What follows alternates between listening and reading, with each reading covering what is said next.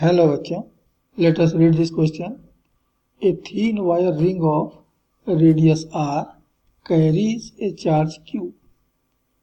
Find the magnitude of the electric field strength on the axis of the ring as a function of distance L from its center. Investigate the obtained function at L too much greater than r. Find the maximum strength magnitude and the corresponding.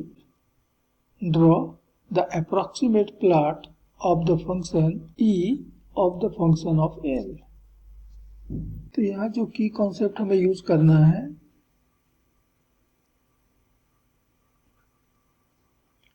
वह है electric field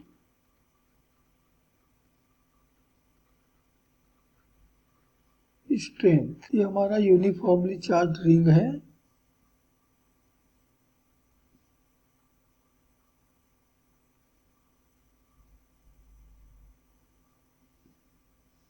और ये इसका axis, मान लेते कि ओ इसका centre और कोई एक पॉइंट है P जो कि O से L डिस्टेंस पर है। इस रिंग का रेडियस हमको दे रखा है R और टोटल चार्ज जो डिस्ट्रीब्यूट हुआ है वो दिया हुआ है Q। तो हम रिंग के ऊपर लीनियर चार्ज डेंसिटी निकाल सकते हैं। तो linear density of charge on the ring lambda बराबर होगा Q अपॉन टोटल लेंथ, और रिंग का टोटल लेंथ होता है 2 पाई r।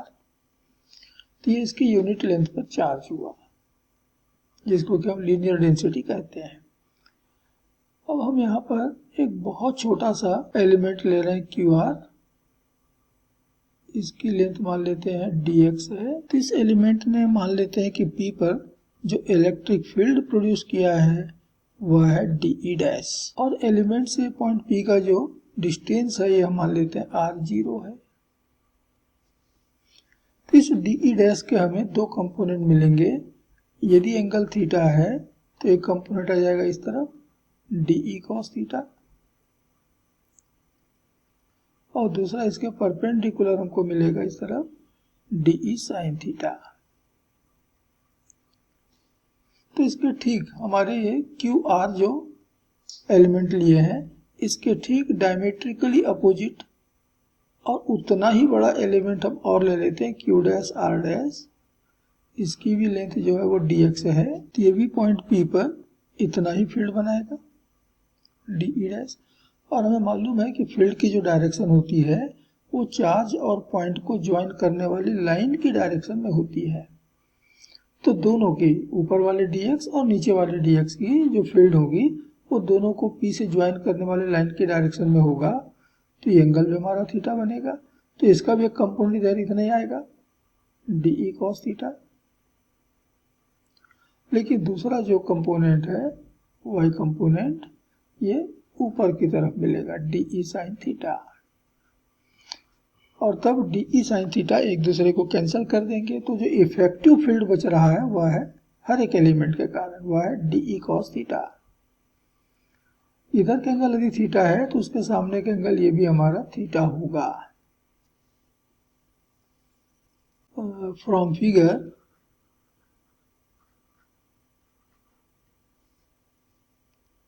the effective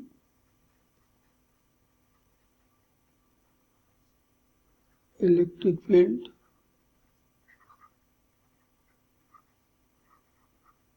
due to each element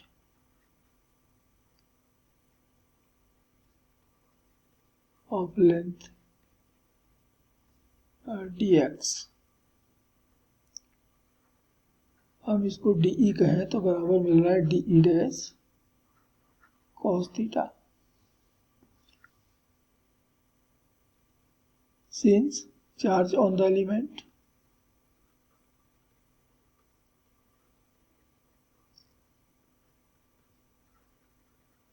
dq बराबर मिलेगा लैम्डा इंटू dx, और लेमडा की वैल्यू हम पहले कैलकुलेट कर चुके हैं, q upon 2 pi R into D X, and therefore field due to the element is D dash is equal to from Coulomb's law 1/4πε0 the charge D Q upon the distance, तो distance हमने कहा r0 का square, so it is 1/4πε0 D Q हमको मिल गया q upon 2 pi are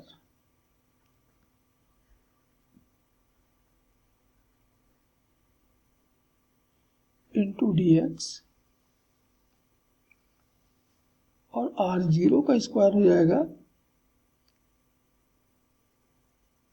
l का square plus r का square, और ठीक इसी प्रकार cos थीटा हम इस ट्रायंगल से निकाल लें cos थीटा की वैल्यू, तो बेस अपॉन हाइपोटेनस मतलब l अपॉन r0, तो cos थीटा हमको मिल गया l अपॉन r0, और r0 की वैल्यू फिर से हम रख दें, तो l upon l square plus r square का स्क्वायर रूट अर्थात 1/2,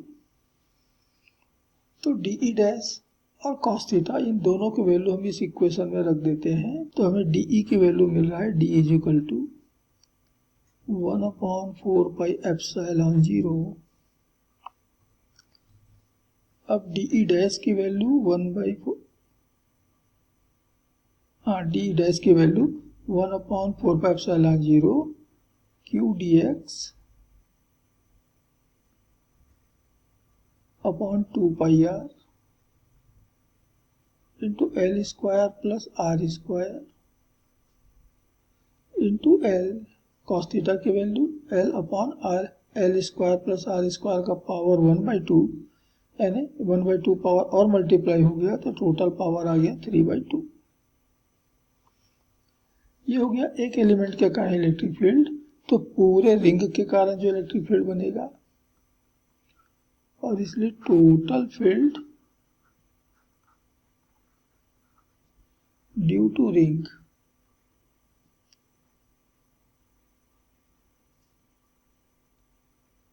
ई, ये बराबर मिलेगा लाइन इंटीग्रेशन ऑफ 1/4πε0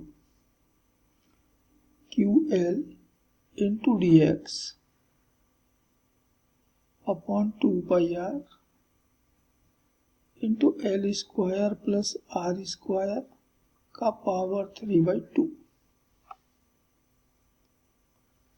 तो dx को छोड़ करके बाकी सबके सब यहाँ पर कांस्टेंट है, सब बाहर आ जाएगा, और dx को इंटीग्रेट करने पर पूरे रिंग की लेंथ अर्थात 2 पाई आर, तो इंटीग्रेशन के बाद हमको E बराबर मिल रहा है 1/4πε0 q into L upon 2 pi R L square plus R square का पावर 3/2, इतना तो कांस्टेंट हो गया, और dx का इंटीग्रेशन हमको मिल गया 2 पाई आर पूरे रिंग की लेंथ, तो 2 पाई आर और ये 2 पाई आर हो गया cancel, and therefore the electric field strength at a distance L from the centre is given by 1/4πε0 QL upon L square plus R square का power 3/2, तो ये हो गया equation of E as a function of L,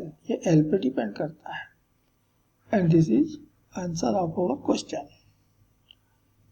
अब यहाँ पर एक condition इसने अप्लाई किया है कि L बहुत बड़ा हो R से, तो क्या फील्ड स्ट्रेंथ मिलेगा,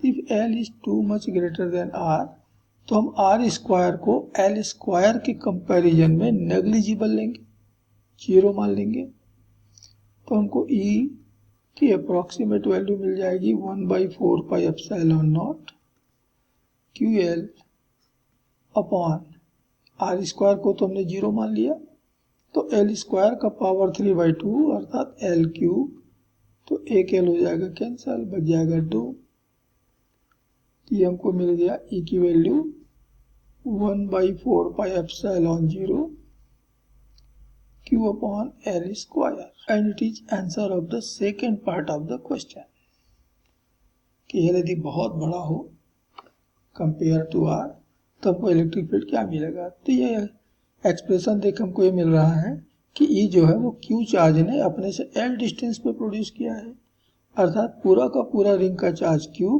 हम उसके सेंटर पर कॉन्सेंट्रेट मान रहे हैं या मान सकते हैं, इस केस में कि एल बहुत बड़ा हो आर के। हमको कहा गया है अगले पार्ट ऑफ द क्वेश्चन में कि इसकी मैक्सिमम स्ट्रेंथ क्या होगी। तो मैक्सिमम स्ट्रेंथ पाने के लिए हमें ई को,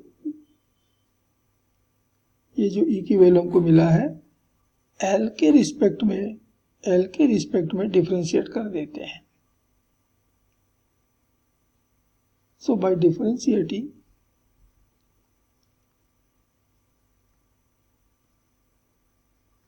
E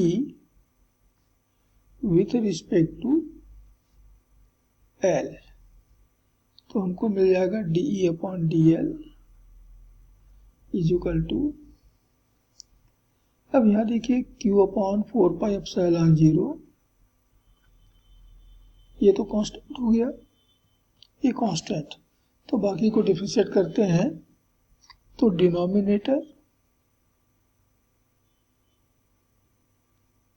into differential coefficient of numerator, ये हो गया 1 minus numerator L into derivative of denominator. तो डेरिवेटिव निकालेंगे तो पावर सामने आ गया 3/2 और पावर में घट गया, तो L square plus R square का पावर 1/2 बचा। और फिर ब्रैकेट के भीतर को यदि हम डिफरेंशिएट करें तो L स्क्वायर का हो जाएगा 2L, R तो कांस्टेंट है तो हो जाएगा 0 upon square of the denominator, और ये हो जाएगा L square plus R square पूरे का पावर 3। और यदि ई मैक्सिमम वैल्यू पर ई की वैल्यू मैक्सिमम है तो ये डिफरेंशियल कोफिशिएंट 0 होना चाहिए। फॉर मैक्सिमा, यदि मैक्सिमम की हम बात कर रहे हैं तो ये 0 होना चाहिए। तो यहां से देखिए ये 2 और ये 2 तो हो गया कैंसिल। अब बाकी दोनों से 2 टर्म है, वहां से L square plus R square का पावर 1/2 को तो हम कॉमन ले सकते हैं। तो हमने L square plus R square का पावर 1/2 को कॉमन ले लिया, तो पहले से बच गया L square plus R square. तो पहले से हमने L square plus R square का पावर 1/2 को कॉमन लिया है, तो L square plus R square का पावर 1 बच गया, माइनस यहां से हमको बच रहा है L 3 into L means L square 3L square, और इतना तो हमने कॉमन ले लिया है, L square plus R square 1/2 को हमने बाहर कर लिया है, तो बच गया 3L square. So minus 3L square equal to 0। इसका मतलब हुआ कि 2L स्क्वायर बराबर R square and therefore L is equal to plus minus R upon root 2। तो जब L इतनी वैल्यू पर होगा R अपॉन रूट 2, यहाँ पर 2 जगह मिलेगा, रिंग के एक तरफ यानी कि राइट की तरफ और रिंग की दूसरी तरफ अर्थात लेफ्ट की तरफ। ये प्लस माइनस का यह मतलब है। तो L की वैल्यू इतनी रख देने पर हमको E मैक्सिमम मिल जाए। हमें E के लिए ये इक्वेशन मिला हुआ है 1/4 एप्सिलॉन 0 QL upon L square plus R square का पावर 3/2। हमें L की जगह रखना है R अपॉन रूट 2, तो मिल रहा है 1/4 पाई एप्सिलॉन नॉट Q, और L की जगह रख दिया R upon root 2 upon L square अर्थात R square by 2 plus R square पूरे का पावर 3/2।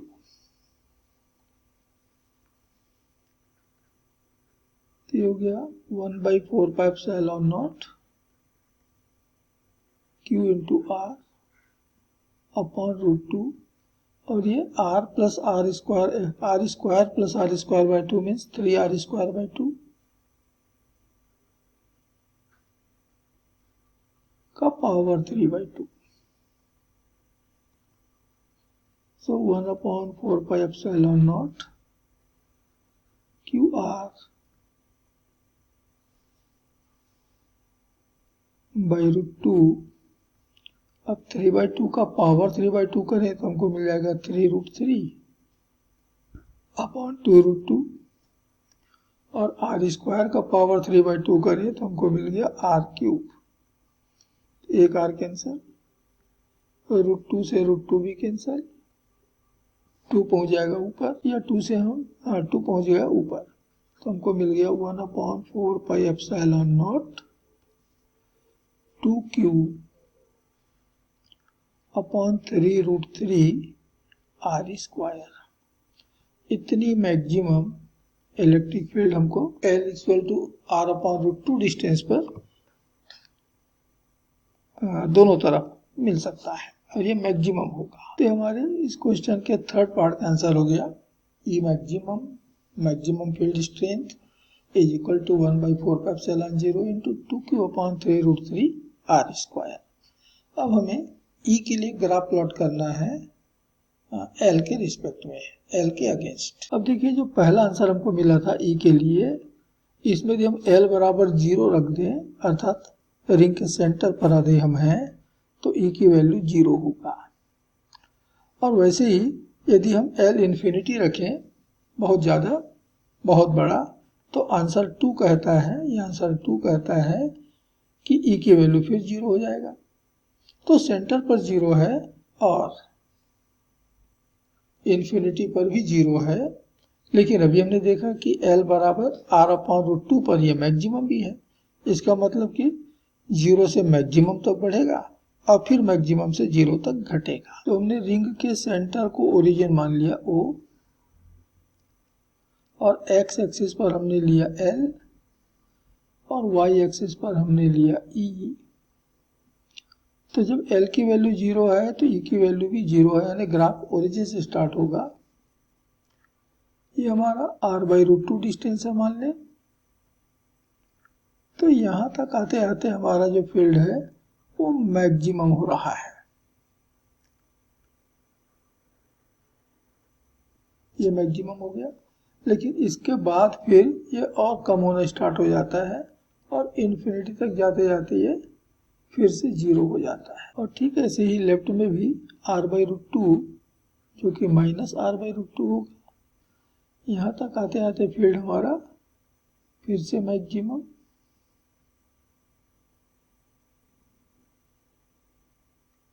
और इसके आगे फिर चलने पर यह फील्ड से कम होना स्टार्ट हो गया और इन्फिनिटी पे जाकर के 0 हो गया। तो this is a plot of EL, means E which is a function of L।